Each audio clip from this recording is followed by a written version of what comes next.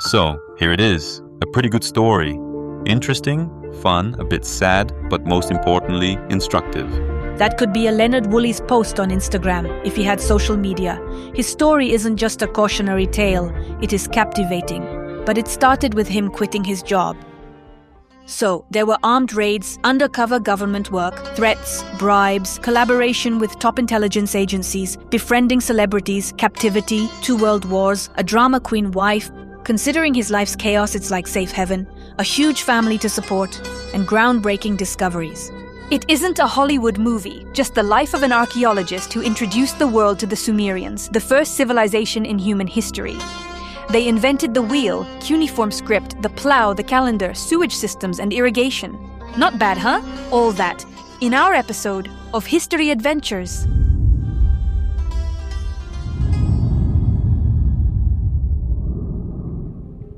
(1907).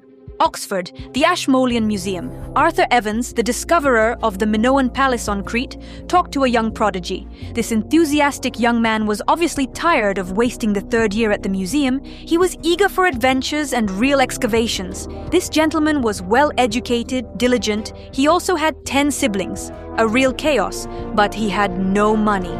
His name was Charles Leonard Woolley. A year later, he did the right thing to quit. His former boss, David Hogarth, offered him the opportunity to lead the excavations at the city of Carchemish on the Euphrates River. But it gets more interesting. Just before the start of the excavations, Lord Carnarvon, a wealthy philanthropist who, along with Carter, would later discover Tutankhamun's tomb, invited Woolley to Egypt for excavations. Check out our episode on that. So, Charles Woolley could have chosen to go to Egypt and become just another of numerous Carter's assistants there. But Leonard thought it over and refused. It seems Hogarth simply offered him a higher salary, which Leonard and his brother used to buy a huge mansion and move their entire large family there. Archaeologists weren't typically well paid, especially those who hadn't made any important discoveries yet. No, his work in Syria extended beyond mere archaeology.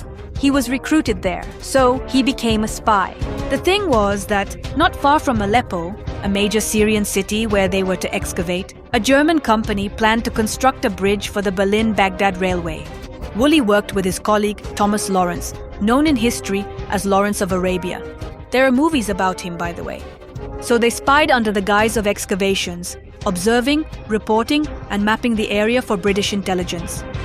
But the governor of Aleppo didn't like that. When the Englishman approached him to sign the documents for the excavations, he refused. Woolley, according to memoirs, held a revolver to the governor's head and threatened to shoot him right away unless he immediately allowed the work to begin. The work started soon after that. As I said, he was determined. Some of Woolley and Lawrence's findings at the excavation were smuggled to the British Museum. In February 1913, they delivered 19 boxes of artifacts from the black market on a military ship. Can you imagine the amount of artwork Europeans had taken from there back then? Of course, Woolley had conflicts with German intelligence and local authorities during that time. He handled them through threats, sometimes fights or bribes. By the end of 1913, the excavation had stopped. The First World War began, not the right time for archaeology. During the war, Captain Woolley was recruiting. He was sociable, charismatic, and fluent in many languages. He was great at talking without revealing any secrets. Amidst the colorful exploits of Lawrence of Arabia, Woolley always stayed in the background. I'm not even sure what's better for a spy.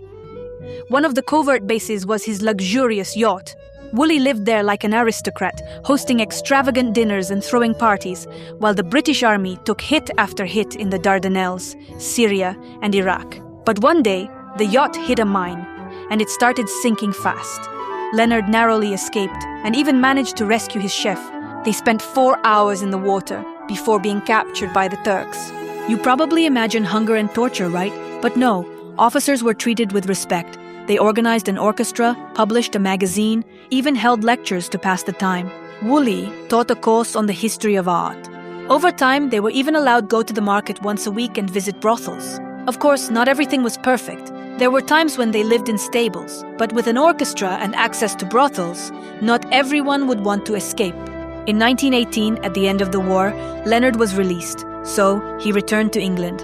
In the following years, while trying to resume the Carchemish excavations, He worked in Egypt, though he wasn't satisfied despite excavating 2 neighborhoods with wide streets and intersections. And finally, he was offered a job in Ur. No more spying for him.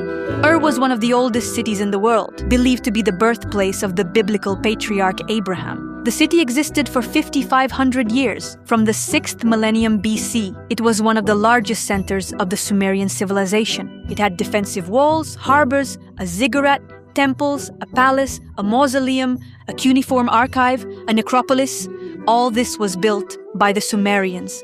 But how and when did it all begin? 5,500 years ago, people inhabited the mouths of the Tigris and Euphrates rivers. Southern Mesopotamia wasn't the most hospitable place on earth. With no forests, minerals, and plenty of marshes, frequent floods, and the Euphrates constantly changing its course due to low riverbanks, life was challenging. The riverbed would turn into a swamp, emitting heavy fumes with clouds of mosquitoes. It was a nightmare. However, there were plenty of reeds, clay, and water. We have no clue where the Sumerians, or the black-headed as they call themselves, came from. But with their arrival, everything changed. Check this out, a real tech breakthrough. It was a game changer back in the day. The Sumerians figured out how to redirect river flows for irrigation. Using reeds, palm stems, and clay, they constructed complex canal systems with dams in order to irrigate crops. The dams could be opened or closed to control water flows. They also invented the plow, making a revolution in agriculture. They made many more inventions. I'll tell you about their ability to change the world around them and innovate later on. What is truly amazing is how, in what was literally a godforsaken place, they managed to create thriving cities. By the end of the 3rd millennium BC, the first city-states of ancient Sumer had emerged there. In 1922, Was Leonard Woolley, a 42-year-old British archaeologist, arrived in this area near Baghdad. Instead of rich cities, he found nothing but a desert. The researchers couldn't grasp the size of the city at first glance. Despite having a large team, up to 400 workers, they spent 12 years there and still couldn't fully explore it. The archaeologist worked hard, frequently reminding the hired locals, "Guys, we're not treasure hunters. Every detail matters, every bone or skull. That is archaeology. Put everything here." He even paid them extra money for their findings so they wouldn't sell them on the black market. The excavation started with the Great Ziggurat of Ur. It served as a temple, an archive, and a royal palace, all in one. It was about the height of a 10-story building. Fun fact, there's a theory that this ziggurat served as the prototype for the biblical Tower of Babel, and not the famous one in Babylon from one of our previous videos. Processions moved up the staircases during religious ceremonies. Inside, there were numerous rooms for the priests. Among the Sumerians, priests had more influence than military leaders. Every year, the ruler would marry a virgin priestess. He was to make love to her, or the gods would punish him with infertility. This was seen as a union with the goddess Inanna, the deity of fertility and carnal love, who was particularly revered by sexual minorities. At first, there were signs of matriarchy in Sumer that granted women various rights. They could divorce. They could also marry more than one man at a time, and a wife's infidelity wasn't that serious of an offense. However, these practices were abolished. By the end of the 3rd millennium BC, women's infidelity became punishable, and the penalty for this was death by drowning. Other rights were preserved. Women could run their own businesses, for example. While a husband's authority over his wife wasn't absolute, it was different with their children, who could be expelled from town or sold into slavery. With the wife's consent, a husband could take concubines. In general, everything was possible. The key was to document it in a marriage contract, so the court would be on your side. There were about 40,000 people in Sumerian cities, more than in Stratford-upon-Avon nowadays. The city was built around a temple, and later, a palace. By the end of the 3rd millennium BC, they mostly built 2- or 3-story houses. Look at the floor plan on this tablet. It's 5,000 years old. The cities had to provide food, clothing, healthcare for all their residents. All these factors became the driving force behind an economic miracle. Various professions began to emerge: carpenters, stonemasons, and shipbuilders. Then came mass production. The Sumerians were the first to invent the wheel, and then the potter's wheel, which led to the widespread ceramic production. They also invented the cart and the chariot. Moreover, they streamlined the production of clay bricks and also textiles. By the way, the Sumerians also had some conveniences. They equipped their palaces and villas with a sewage system. Wealthier homes even had separate bathrooms inside. Garbage was taken to city dumps. Several landfills were later discovered. Archaeologists studied every inch of the city, and interestingly, the ziggurat wasn't the most important find. In early 1927, the team started excavating the city cemetery and found about 2,000 graves. The bodies were positioned with their heads facing any direction, but the posture was the same. On the side, legs bent, hands folded together in front of the chest. Personal items were next to the bodies, but Woolley noted that everyone grew tired of excavating. The graves were identical, nothing exciting. But the cemetery turned out to be multi-tiered. Beneath the top layer, there was more ancient one. Most of the tombs had been already looted. It's unclear who did this and when. Luckily for archaeologists, several burials remained intact. Almost every tomb in that layer had evidence of human sacrifices, ranging from 5 to 80 individuals. The tomb resembled a palace with chambers, like those from the excavation movies. Just like many ancient civilizations, the rooms leading to the main burial chamber were filled with treasures, utensils, and artworks of all kinds. Besides, the skeletons of courtiers, servants, soldiers, musicians, and stablemen were found. It was the royal bare minimum. You never know what you might need. There was a harp with its wooden frame decayed, but the gold casing was preserved. The remains of the musician rested on it, with his fingers on its strings. Creepy. But the chamber itself had been plundered. The owner's ashes were taken too. As archaeologists expanded the excavation area, they found another shaft tomb. It was guarded by the skeletal remains of soldiers, with the bones of other individuals in the center. Behind, there was a second chamber, the tomb of Queen Shubad. The queen's remains rested in the corner of the burial chamber on rotting wooden stretchers. Boy, there were skeletons all over the place. Hey, listen-only crew, come over here, take a look. The upper part of Queen Shubad's body was adorned with necklaces made of gold, silver, and lapis lazuli beads. But the real masterpiece was her headdress, that was worn only over a puffy wig. The burial chamber was really filled with various offerings. The tomb itself is already an architectural gem. It had an arched entrance, and buildings of subsequent eras had columns. So, at the beginning of the 3rd millennium BC, people of Ur were familiar with almost all the basic architectural elements. Impressive, right? In 1929, Woolley tried to dig deeper into the cultural layer beneath the level of the royal necropolis. He discovered the layers of sediment with no signs of human cultural activity. Below, he found stone tools and painted pottery again. It appeared as if life had stopped there, for a while. Can you guess the conclusion he drew? He believed these findings were clear evidence of the biblical flood, a cataclysm he thought halted regional human activity. But many researchers disagree with his interpretation. The news of the discovery spread fast. Exhibitions were organized, and Woolley gave lectures, becoming the first to discuss the topic on the radio. Famous people, including Agatha Christie, came to witness the excavations. She visited the site following her first painful divorce. In fact, she fell in love with a Woolley's assistant and eventually married him.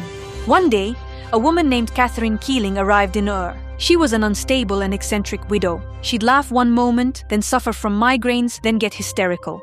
Her husband had tragically committed suicide under mysterious circumstances. Nobody knew where this woman came from and what for, but it was impolite to send her away. She was good at drawing, and they needed a draftsman. You guessed right, years later, she and Woolley got married. With a 10-year age gap, Catherine immediately announced that she had no desire to contact her husband's relatives. On their first wedding night, she locked him in the bathroom, and rumor has it that Woolley and his wife never got intimate. Take a look at this woman. He thought about divorcing her right away, but his family said, "What did you expect? Put up with it. Your reputation is at stake." But this marriage had its good points. She helped Woolley with his work, ran his business, promoted his discoveries, and became both his partner and secretary, all while continuously throwing horrible tantrums. He put up with it. The press shifted its attention away from Tutankhamun and Crete. The media was only interested in things found in Ur. One of the top European experts of that era, when he was asked to examine one of the artifacts from Ur, said it was an Arab work from the 13th century AD.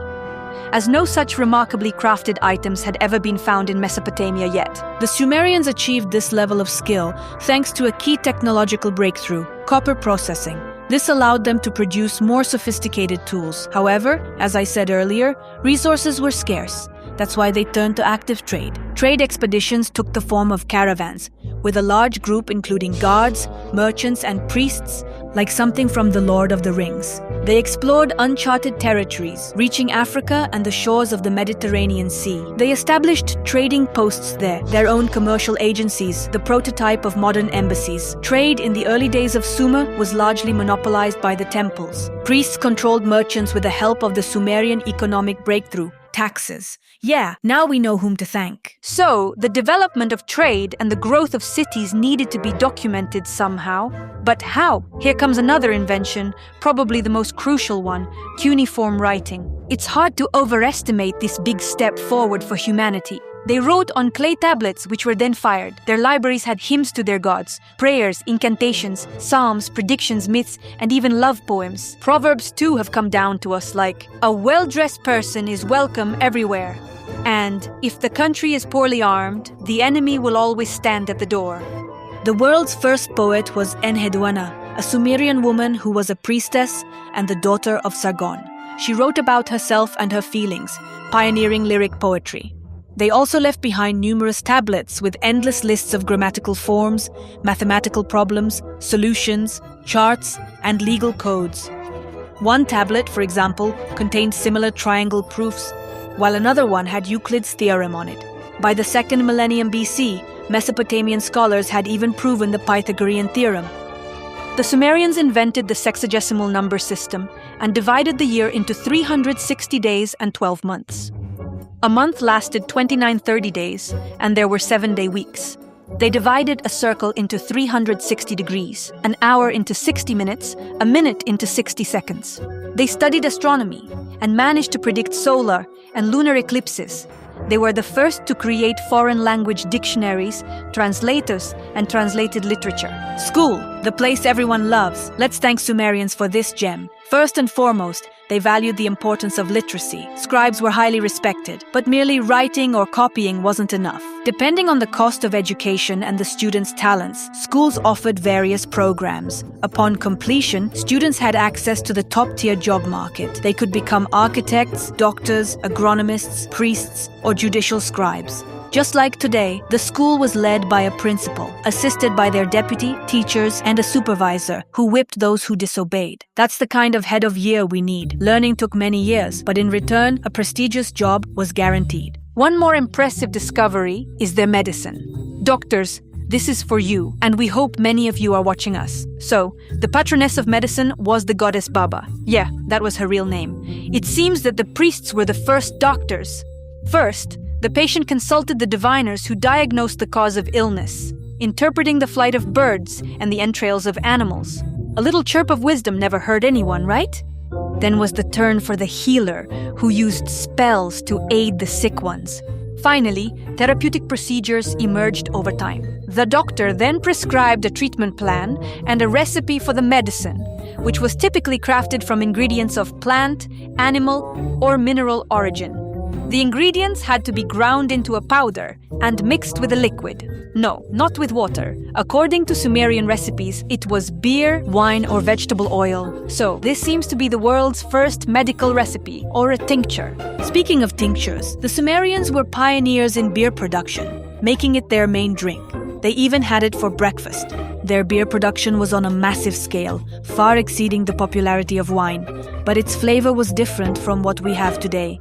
In ancient times, people drank beer from a large communal vessel through long straws in order to filter out solid particles. The less privileged used reeds for this purpose, while the wealthy ordered straws made of gold and silver adorned with gemstones. By 1800 BC, they began to filter beer, so straws became unnecessary. In the mid-3rd millennium BC, Uruk alone boasted over 20 varieties of beer, ranging from red-brown to dark and many more.